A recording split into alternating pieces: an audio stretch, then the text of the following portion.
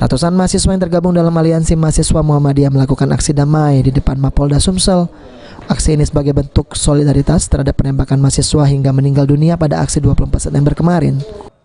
Baik pemirsa, ini dapat kami laporkan bahwa saat ini baru saja berlangsung aksi unjuk rasa dilakukan oleh mahasiswa Universitas Muhammadiyah Palembang, di mana mereka ingin menuntut keadilan rekan-rekan mereka yang tewas pada saat melakukan aksi beberapa waktu lalu, tepatnya di Kendari, Sulawesi Tenggara.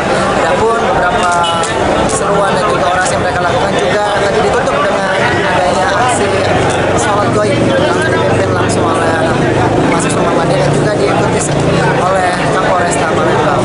Demikian laporan dari depan Mapolda Sumatera Selatan, saya Firza Rizky. Kita kembali ke Mahasiswa menuntut pengusutan oknum yang melakukan penembakan terhadap mahasiswa.